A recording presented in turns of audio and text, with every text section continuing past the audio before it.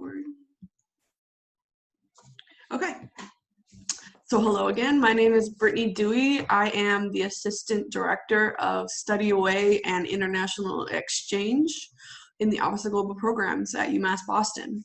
A little bit about me. I was a UMass Boston student, and as an undergrad in political science, I was able to take a semester abroad on exchange in Rome, Italy, which really completely changed my life and my career. As you can see, I ended up in this position at the end of all of it. So I've gone through this process as a student and now an administrative role. So I'm really here to help with any questions that come up along this process, from even just the initial, I want to go abroad, but I don't know where or what or how, all the way up until when you board the flight. So it makes me really excited also to help other students achieve the same opportunity and experience that I got to. And UMass Boston offers a lot of options that will work for almost every major to be able to take the opportunity and study abroad for a term. So we're going to get started with a presentation that's going to go through like a lot of the details and a lot of questions that you might have initially, and then we will leave time for any questions that you have, and I will leave my contact details so we can also talk later. So here we go.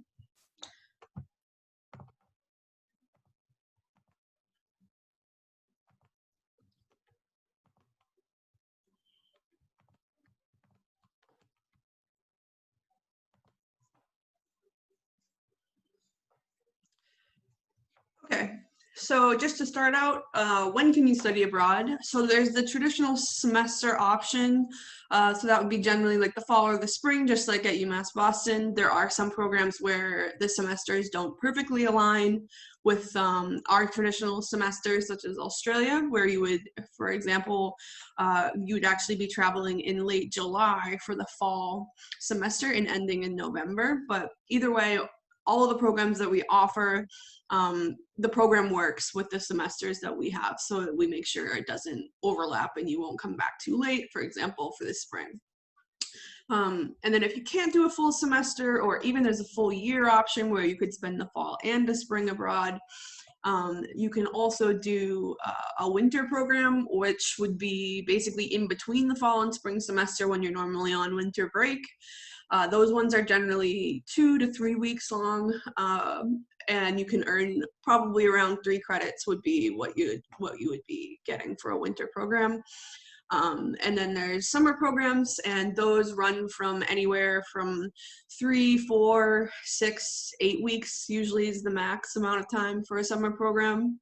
And with those ones, you can earn a good amount of credits if you're willing to stay for longer. So it's really up to you. I'd say like the minimum for the summer we usually try to push for is 6 credits, because that does make you eligible for federal financial aid if you receive that. So for the summer, you're generally looking around 6 credits or even more if you're willing to stay longer. And there are a ton of summer programs offered. It's probably by far the most popular time to go abroad. So those are the general terms, and so who is eligible to apply. So if you're a freshman, you do have to wait after you studied for a full year at UMass Boston. So that would make you eligible the summer after your freshman year. So even if you are a freshman, you can actually start applying as a freshman, generally in your second semester of the spring term, for the summer program that summer. The deadlines are usually in March, so you would be applying in the spring semester for a summer or fall program. So even though you can't go right away, you are going to start the process during your freshman year if you want to go as early as the summer or fall. And then you're eligible as a transfer student, just one semester. You have to complete one semester at UMass Boston. And the reason for that is because you need to have a GPA to apply, and you're not going to have a GPA until you complete one semester. So that's where that comes from. And then you are eligible all the way up until, the last semester of your senior year. And every semester we do have students that do study abroad even in their final semester. So it is possible even that late into your undergraduate. And then for graduate students, there are specific programs that have been developed with faculty to do those abroad. So those are generally would be in the winter or the summer. And then for GPA, all the programs really range between 2.5 minimum to 2.75 minimum. The highest one I've seen is for Oxford, UK.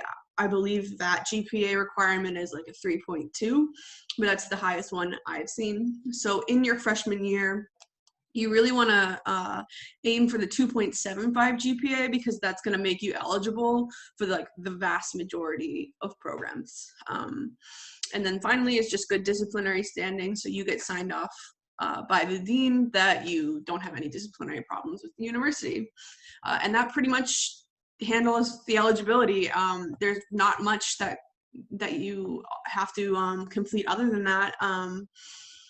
If you are applying to a program where you want to take courses in the native language, like Spanish, for example, you will likely need to at least have 2 semesters of college level Spanish in order to apply for those programs. And even 2 semesters sometimes is really not enough.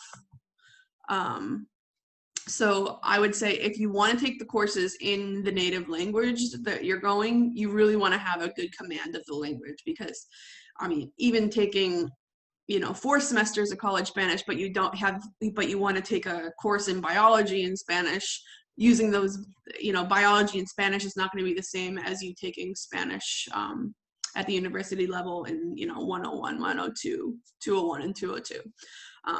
But there are a huge number of programs that are taught fully in English all over the world, including in places that don't primarily speak English. So even if you don't have that language when you're going, you're going to be able to find a program that you can take your courses in English while taking, language courses on the side if you want to. And that's exactly what I did when I went to Italy. I took my major courses in English, and then just took Italian while I was there. And I always recommend, if you go to a non-English speaking country, you should take the language class, because it will really help you, immerse better into the culture, period, no matter where you are. So that pretty much handles the eligibility. And then the classes that you study abroad. So you can take classes in nearly every single major. I mean, there are nursing, for example, it's harder. I've seen students do it for a semester and make it work. But generally the vast majority of nursing majors study abroad in the winter or the summer, and you can fulfill a lot of your gen ed requirements. So I'd say we probably get, 15 to 20 nursing students every summer who take that opportunity to take their world culture requirement, which everyone at UMass has to take, or their language requirement. There's diversity requirements, there's electives that you need to take. So there's really let's say 6 to 8 classes that you have to take that are not part of your major, that you can satisfy abroad. So just so that you know, for general education courses, they are offered in almost every program that we offer. So if possible, I would save those general education courses for the term that you want to go abroad, because they are going to be a lot of fun while you're abroad also. For example, I took a photography class that satisfied my art requirement at UMass Boston while I was abroad, and that consisted of every class going out into Rome and learning about photography and taking pictures around different neighborhoods.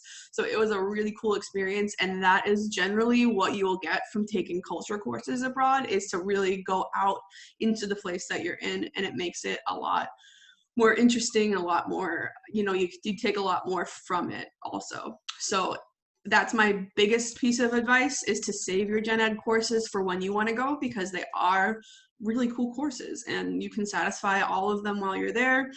And another note on classes in general, before you leave, we do have you get all the courses you're going to take approved for transfer back to UMass Boston.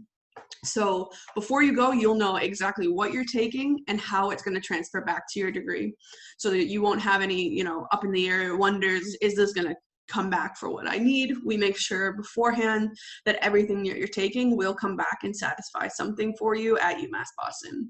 And you'll also know beforehand, you know, if a class isn't going to work for your major, maybe you should switch a program even. So sometimes with some students who have, you know, really strict academic needs, we'll start out with that form in the courses and fill out a few of them for different programs, submit them to the department, and see which program seems like it's going to work the best for what you need. So yeah, the academics are really, I think, the most important part, because we want to really make sure what you're doing, you know, where you're going and what you're doing abroad is going to actually help you graduate in the same amount of time, or often even earlier. So yeah, that pretty much handles the academics, but we will take questions at the end if you have more questions for me on this, which I know is one of the most important aspects.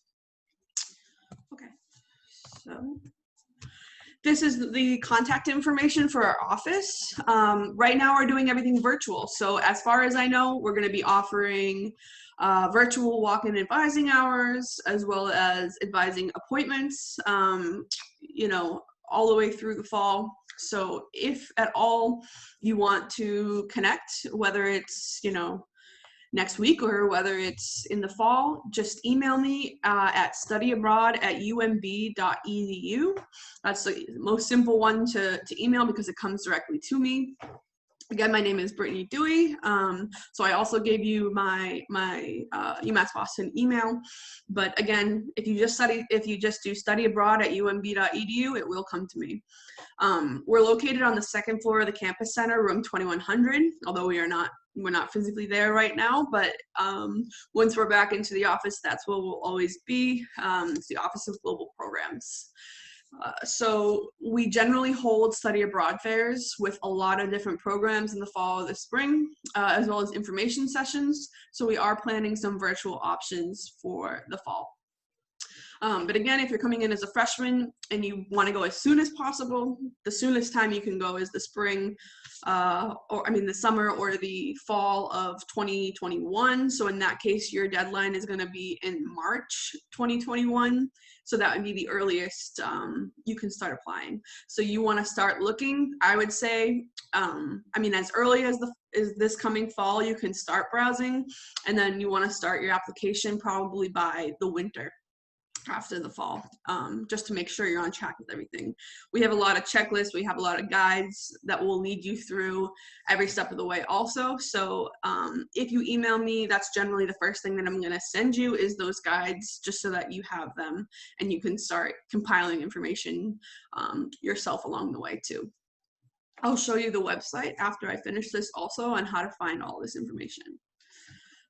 So I wanted to leave a little time so that I can talk to you about career benefits also, because this isn't just about satisfying your degree abroad. It really will help in your future career.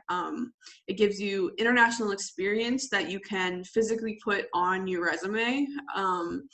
It shows that you can adapt to different situations. It shows you have cultural competency skills. If you're studying a language, it could be linguistic abilities, and it really helps in a job interview, having that on your resume and having something that you can say, I did this, and it shows that, you know, I can adapt to any situation that's put in front of me. And another one is graduate school applications. It really does help with graduate school applications to show, you know, that you went somewhere else and took classes somewhere else in the world. And then as well as networking opportunities, because there are internships that you can take abroad, volunteering opportunities, community service opportunities to actually immerse in the culture and meet other people from around the world.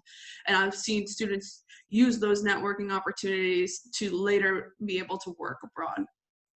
And if you don't want to just believe me by saying it, there are actually statistics for this. So University of California, which is a massive school, studied, I think it was over the course of like 5 years, their study abroad population compared to their regular population that did not study abroad. And they found that 97% of study abroad students found employment within 12 months of graduation. and that's compared to only 49% of college graduates who found employment in the same period who did not study abroad.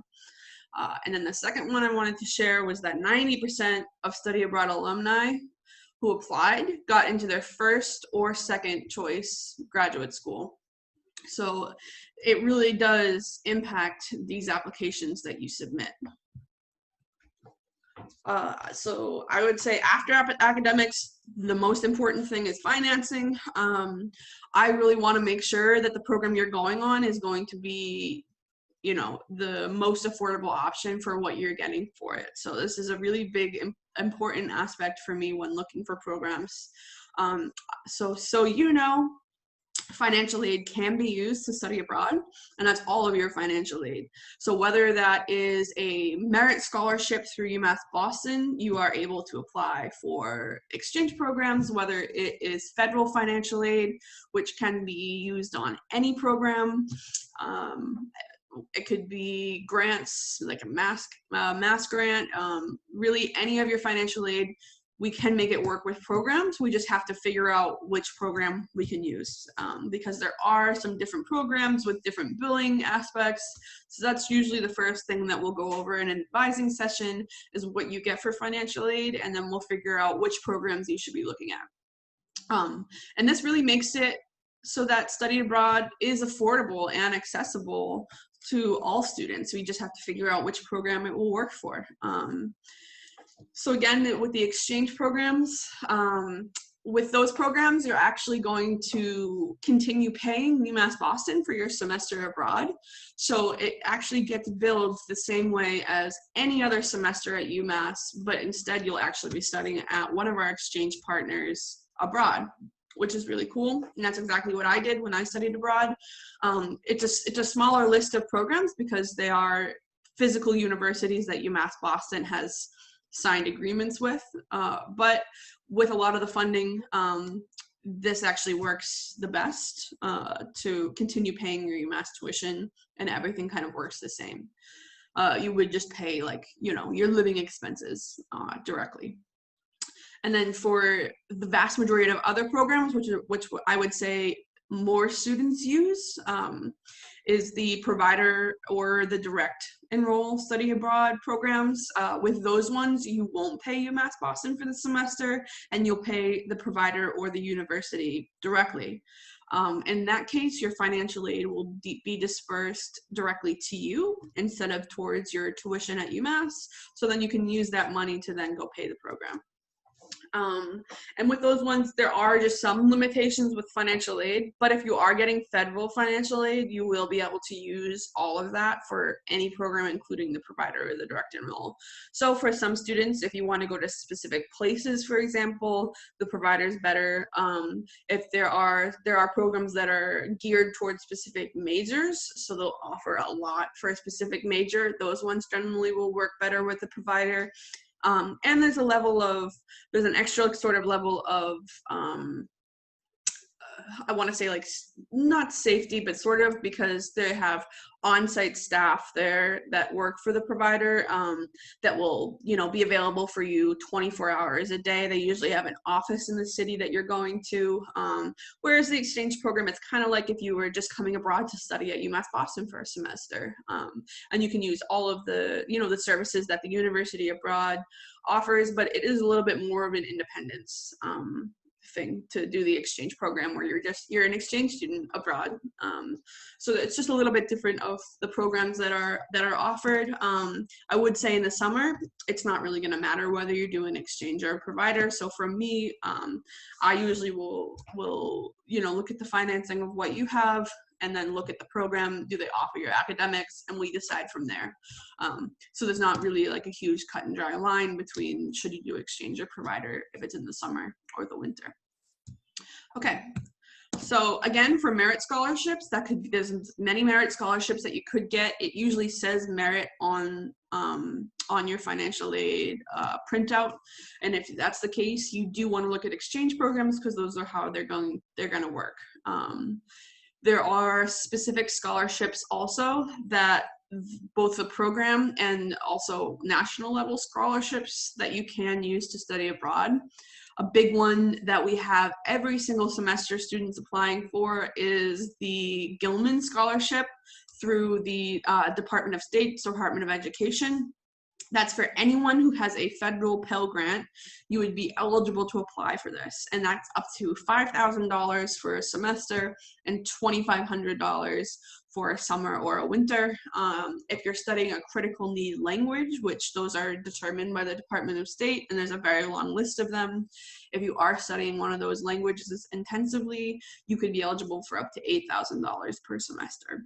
And every single semester, we do have students that get this funding, so I would really recommend anyone with a federal Pell Grant who's applying for study abroad, you should apply for the Gilman. And it's not a huge process to apply either.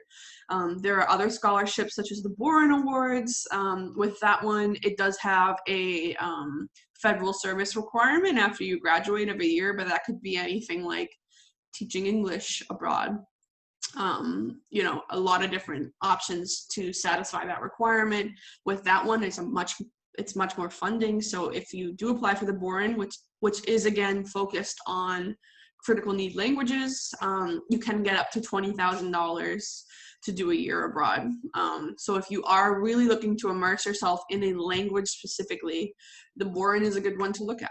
And then there are a vast number of smaller scholarships out there, ranging from $500 to $1,000 usually, and there are tons of them that you can apply for.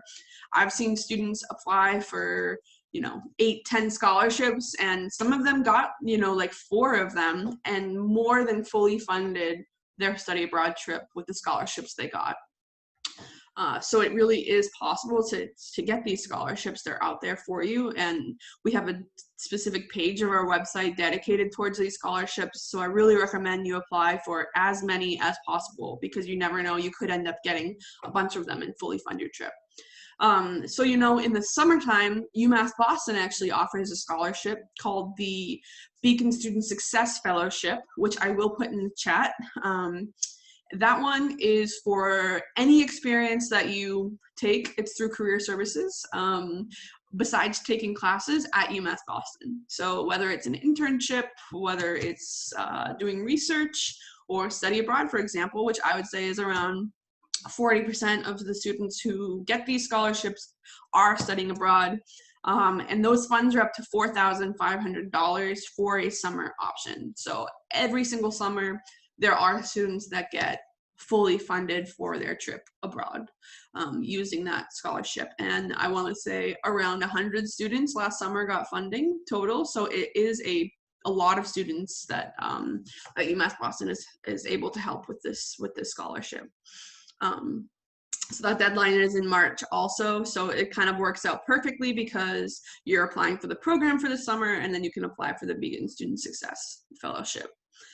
So I'll share all this information also. Okay, and then if you do receive funding under the GI Bill or through the VA, you can use that funding on UMass Boston exchange programs. So that does limit you, if you want to use this funding, it does limit you to using exchange programs only, because the tuition is paid through UMass, so everything works perfectly. And it does limit you to only do a semester or a year, because it won't work for the summer or the winter, because it's not charged through UMass. But for a semester, if you want to do a semester and use those funds, you absolutely can through an exchange. We have students using this funding all the time doing exchange programs, so it works.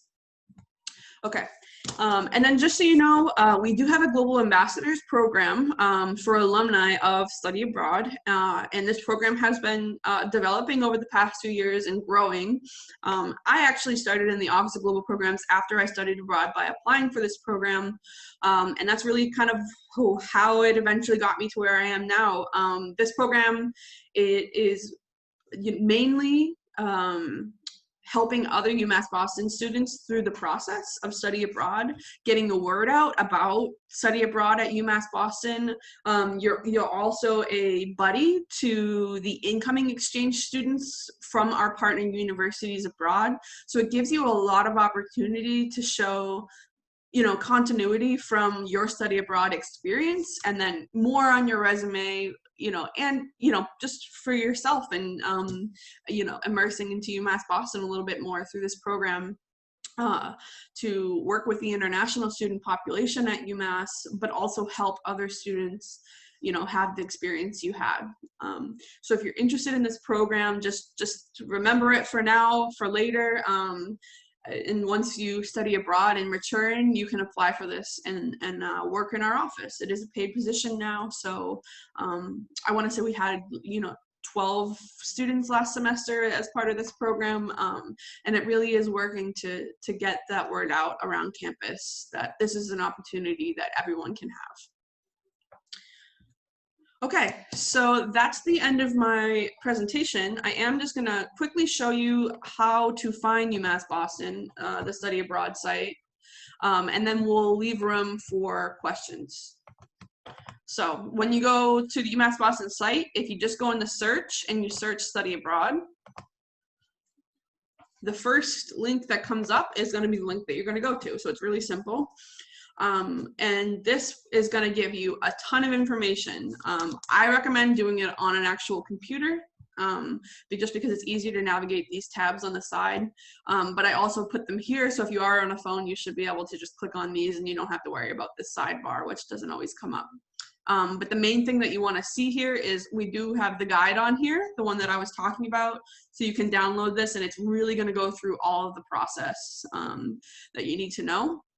There's also, this is the actual application portal, so I'll show you it really quickly. So this is actually would be where you would start your application to apply for the program. So you can search programs, and it will give you a bunch of different options that you can choose from, including area of study, which you can use. I don't recommend always using this, because there are a lot of programs in here. So really talk to me, and I can help you figure out which program. But if you want to just search or look at the highlighted programs, we have UMass Boston highlighted programs, and this is going to give you a large list of programs that we have used in the past, and we recommend. So you can start looking into a lot of them that are out there. But yeah, again, our website has a lot of information. We have a study abroad blog because we do give small scholarships to outgoing students to blog for us. So if you want to hear from other UMass Boston students while they were abroad, you can check out the blog. We have a ton of blog posts on there from UMass Boston students abroad. And then on these side pages is a lot of information. For example, under financing, you will find the financial aid information and the scholarship information. Under getting started, there's a ton of resources, which I really recommend starting here because they're going to give you a lot of information, such as frequently asked questions, diversity and inclusion questions, as well as our student stories and blog. So I recommend just going through the website, downloading that guide. The guide is here again, and just getting a general idea of what's out there, and then meet with me, and we can start the process. So I'm going to stop there, and I will go back to here. Okay. So does anyone have any questions that you wanna share for now? If so, just put it in the chat, or I think you might be able to raise your hand. But yeah, and then I'll unmute you and you can ask your questions. I will put this. So that's the email that you want to use, and then the scholarship I was talking about was this one. And again, if you use that search bar and you just type in Beacon Student Success Fellowship, you'll be able to find that scholarship. So again, does anyone have any questions about study abroad at all, about my experience, anything?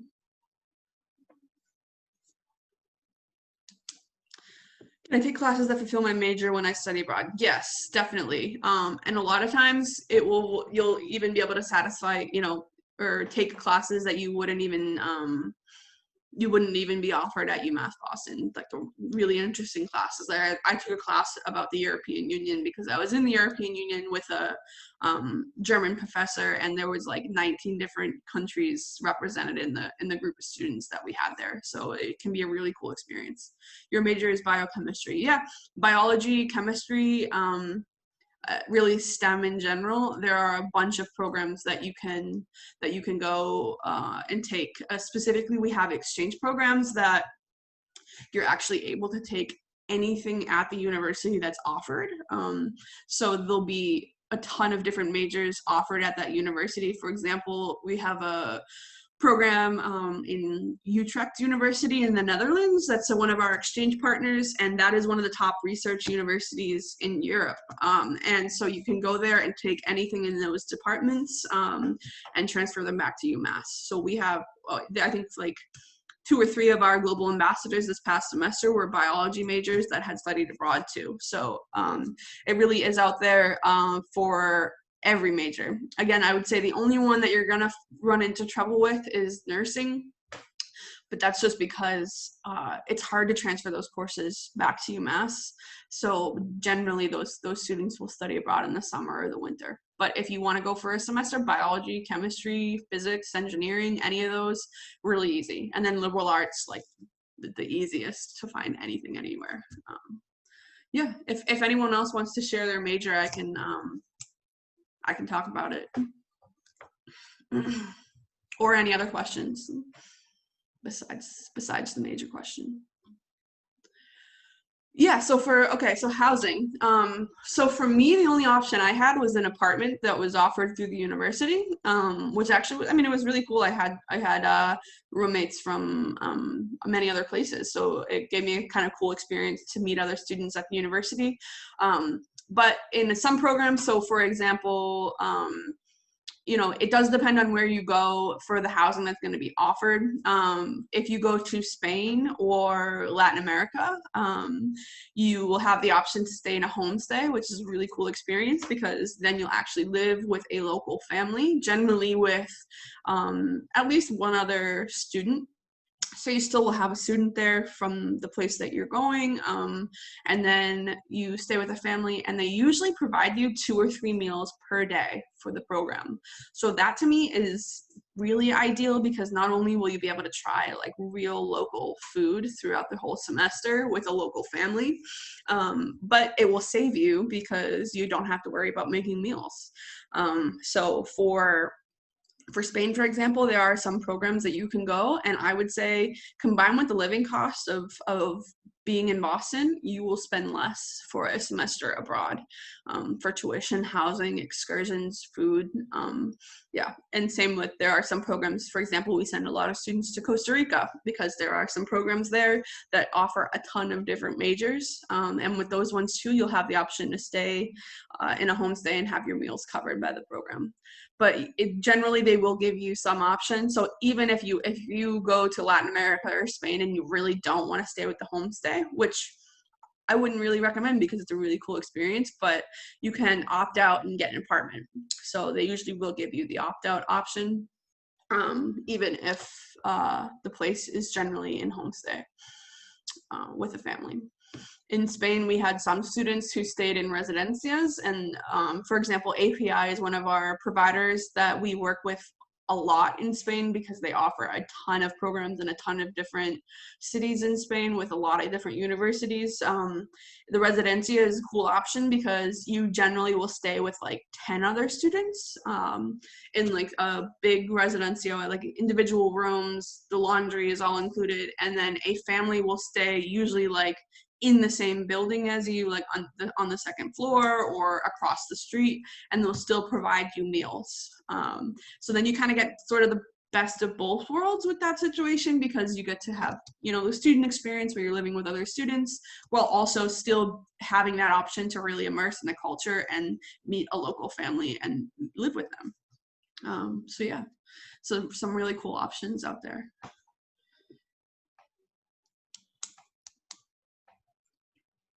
Anybody else have questions for now?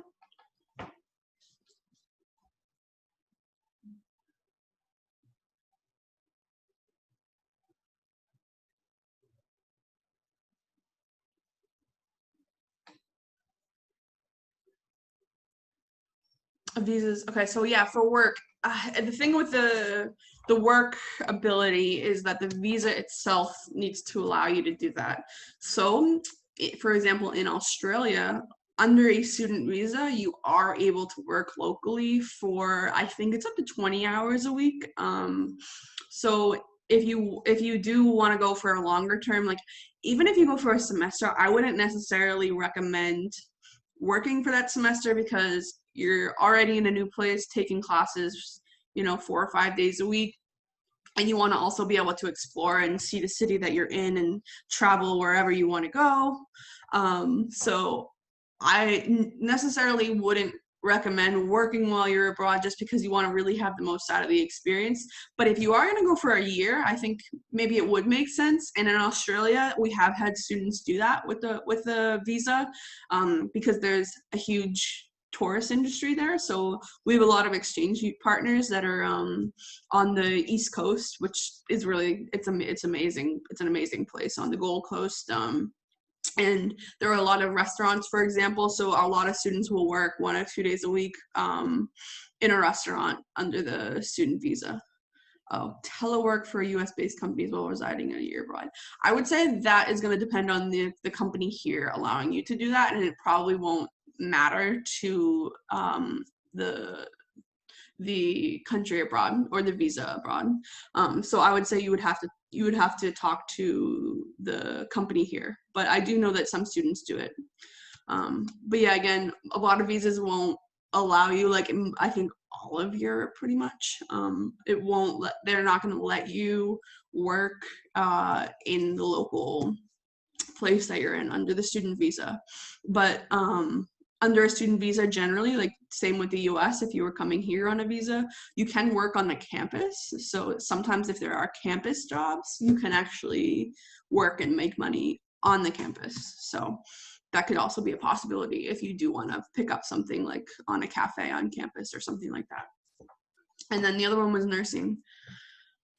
So yeah, again, nursing is restricted because it's hard to transfer nursing specific classes back to UMass. So I would say it could, the only possibility I've ever seen a student being successful doing a full semester is like their first semester of sophomore year. And you're going to want to talk to an advisor about it like ASAP, because you want to make sure that the program actually is going to offer what you need. But generally the vast majority of nursing students, who we do have a ton of nursing students who study abroad, but they'll go for the winter or the summer. I'd say the summer is by far the most popular because there's so many programs out there where you can satisfy your general education requirements that you would need to anyway in a nursing degree. And they also offer, like a lot of programs will offer like organic chemistry abroad in almost every program. So like there are specific classes that you can take to satisfy something towards the nursing degree. But if you have to take a specific, if it's like a nursing 203 or whatever they are, those ones are more difficult. I saw a student do it last year to Limerick, Ireland, and we have a partner, University of Limerick, which does have a strong nursing program. So there was a student who actually was able to go for a semester, but I do think she took some summer classes in order to be able to do that for a full semester. So generally, I would say you want to aim for a summer program. You can do up to 8 weeks, which would still give you, 2 months in a country, and fulfill your gen eds. So yeah, again, save those gen eds because you will be able to take them abroad, and it's going to be easier for you to find a program, and the classes are really cool, like going out into the culture, going out into the community and learning about it.